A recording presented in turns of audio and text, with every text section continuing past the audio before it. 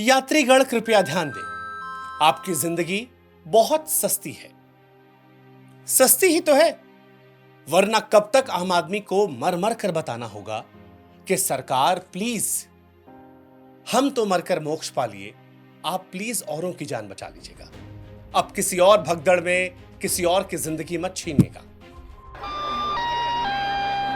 यात्रीगण कृपया ध्यान दें।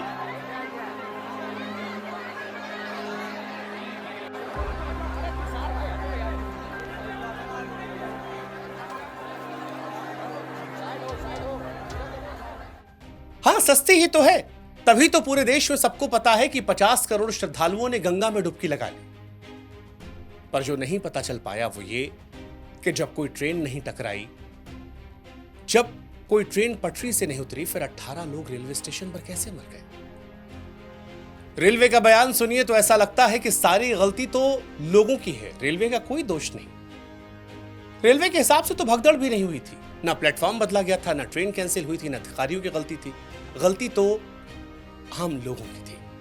वो लोग जिन्हें कुंभ नहाकर मोक्ष पाने संगम जाना था, वो देश की राजधानी के सबसे वीआईपी स्टेशन पर सिस्टम, सरकार की बदइंतजामी और लापरवाही के हाथों प्लेटफॉर्म पर ही मर गए। बड़ी हैरानी होगी ये बात जानकर, हैरानी होगी आपको ये जानकर कि प्रधानमंत्री आवास से नई दिल्ली रेलवे स्टेशन की दूरी महज 5 किलोमीटर है, समय केवल 20 मिनट।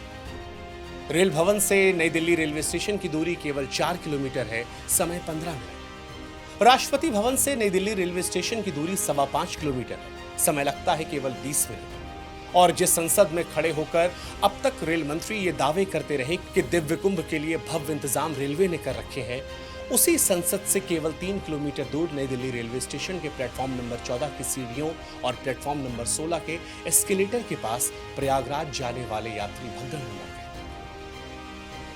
सबसे हैरानी की बात यह है कि यह हादसा किसी कस्बे के छोटे स्टेशन पर नहीं हुआ है। यह भगदड़ किसी गांव से हॉल्ट के बाहर नहीं हुई है। यह मौत की चीखें किसी दूरदराज के प्लेटफॉर्म पर नहीं उठी हैं। रेल मंत्री जी, आपकी नाक के नीचे देश की राजधानी नई दिल्ली के सबसे वीआईपी रेलवे स्टेशन पर यह सब कुछ हुआ है, जिसे आप और आपका रेलवे भगदड़ तक बांधने में 3 घंटे लगाता रहा। जनता की मौत पर बचाव का लिजलिजा बदबूदार काला कंबल सफेद लिहाफ लगाकर देने की कोशिश रेलवे ने शनिवार रात कैसे की, ये जरा आप देख लीजिए। हजारों यात्रियों को संभालने का इंतजाम था नहीं, और मौत होने के बाद स्टैंप पैड के पर्यायवाची रूप रेलवे के लोग खोजते रहे। सबसे पहले कहा गया कि ये एक अफवाह है, र्यूमर, ऐसा तो कुछ हुआ नहीं। इसके बाद कहा गया नो स्टैंपेड। थोड़ी देर बाद बयान आया स्टैंपेड जैसी सिचुएशन है। फिर एक नया तुर्रा आया कि भाई साहब भीड़ बहुत ज्यादा है, लार्ज क्राउड। उसके थोड़ी देर बाद ह्यूज रश, और आखिर में सिचुएशन अंडर कंट्रोल बताकर वीडियो दिखाकर 18 मौत को सन्नाटे में दबा देना चाहा। लेकिन रेल मंत्री साहब, सब कुछ पावर पॉइंट प्रेजेंटेशन से नहीं होता है। सभी को पता था कि 2 हफ्ते से वीकेंड पर कुंभ के लिए प्रयागराज जाने वाले भक्तों की संख्या बढ़ जाती है।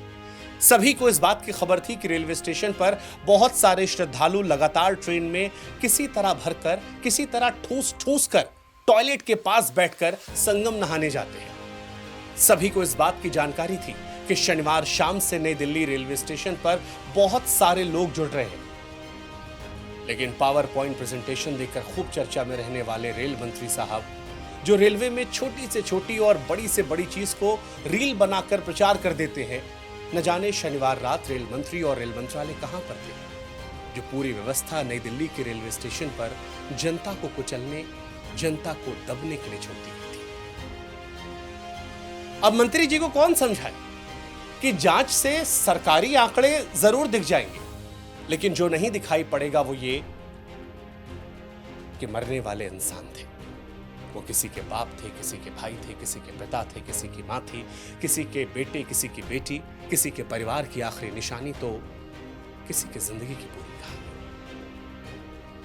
लेकिन इस देश में जाने बहुत सस्ती है, और जाने कितनी सस्ती है जानने के लिए आपको बहुत दूर नहीं जाना है। इसी सदी से देख लीजिए। 2003 का नासिक कुंभ होता है, दर्जनों लोगों की जान जाती है। आम आदमी को लगता है कि शायद सरकार आगे से बचा लेगी।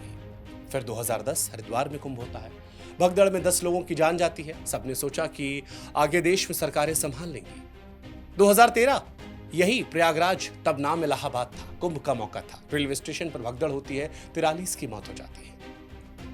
जनता की जान जाने का नंबर साल दर साल बदलता रहा, लेकिन आम आदमी की जान को बचाने की सरकारों में ना नीयत बदली ना नीति बदली।